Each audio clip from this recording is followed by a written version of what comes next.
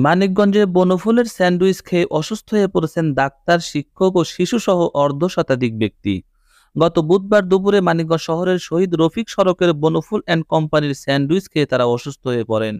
এরপর ভুক্তভোগীরা মানিকগঞ্জ 250 শয্যা বিশিষ্ট জেনারেল হাসপাতাল, কর্নেল মালিক মেডিকেল কলেজ ও হাসপাতাল, বসুন্ধরা হাসপাতাল, মুন্নো মেডিকেল কলেজ হাসপাতাল সহ বিভিন্ন জায়গায় চিকিৎসাধীন রয়েছেন।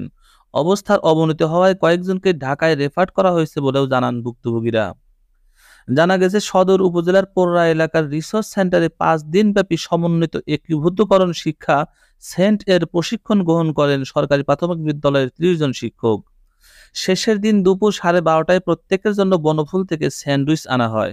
সেটা খাবার পর থেকেই 30 জন শিক্ষক, তাদের কয়েকজনের সন্তান, 3 জন প্রশিক্ষক ও স্টাফ সহ সকলেই অসুস্থ হয়ে পড়েন।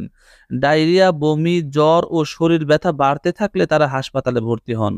ভুক্তভোগীরা জানান, একই দিন কর্নেল মালিক মেডিকেল কলেজের কয়েকজন ডাক্তার ও একটি ওষুধ কোম্পানির 16 জন স্টাফ বনফুলের স্যান্ডউইচ খেয়ে অসুস্থ হয়েছেন।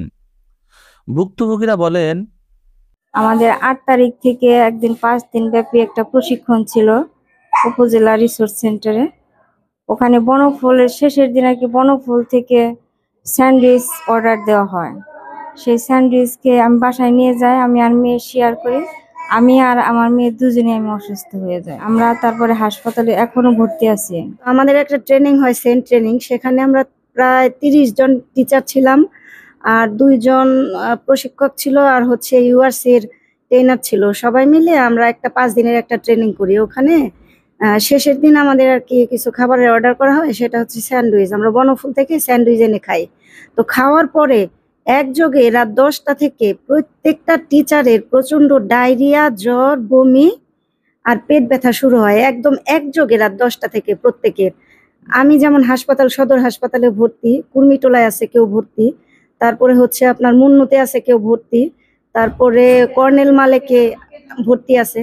মানে মোট কথা যার যেখানে বাড়ি সুবিধা, যে যেখানে সুবিধা মতো পেয়েছে সে সেখানে ভর্তি।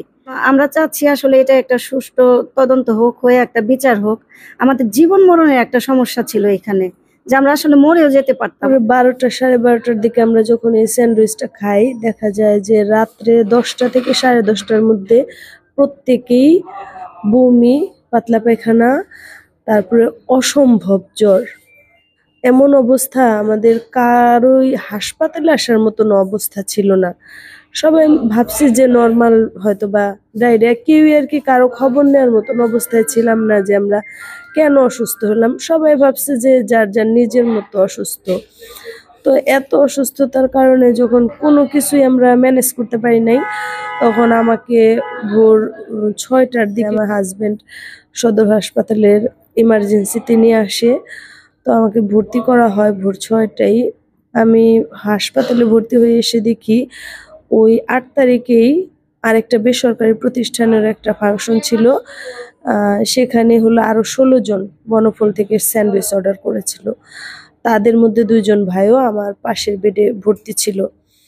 তো তারাও এই 16 জনই অসুস্থ, বিভিন্ন হসপিটালে ভর্তি ছিল। ইউআরসি মানিকগঞ্জ সদরে একটা প্রশিক্ষণ ছিল আমাদের। ওখানে প্রশিক্ষণের শেষ দিন 8 তারিখে বনফুল থেকে আমরা স্যান্ডউইচ খাওয়ার পরেই ওই বুধবার রাত্রে অসুস্থ হয়ে আমরা হাসপাতালে ভর্তি। বমি এবং পাতলা পায়খানা, অবস্থা খুবই খারাপ। প্রশাসনিকভাবে এদের বিরুদ্ধে ব্যবস্থা নেওয়ার জোর দাবি জানাচ্ছি আমরা।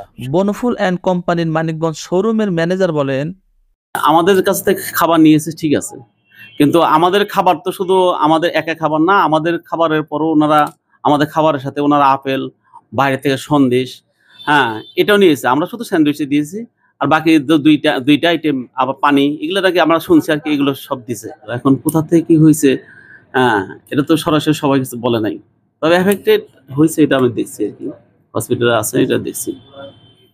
এ বিষয়ে নিরাপদ খাদ্য কর্মকর্তা মোহাম্মদ নুরি আলম সোহাগ বলেন, বনফুলের স্যান্ডউইচ খেয়ে অনেকেই অসুস্থ হয়ে পড়েছেন। এই বিষয়টি শুনতে পেরে ভুক্তভোগীদের সাথে কথা বলেছি, কিন্তু কোনো প্রমাণ না থাকায় ব্যবস্থা নিতে পারছি না। ভোক্তা অধিকার সংরক্ষণ অধিদপ্তর মানিকগঞ্জ জেলা কার্যালয়ের সহকারী পরিচালক আসাদুজ্জামান রুমেল বলেন, বনফুলের স্যান্ডউইচ খেয়ে অসুস্থ হওয়ার ঘটনায় অভিযোগ পেয়েছি। তদন্ত সাপেক্ষে আইনগত ব্যবস্থা নেওয়া হবে।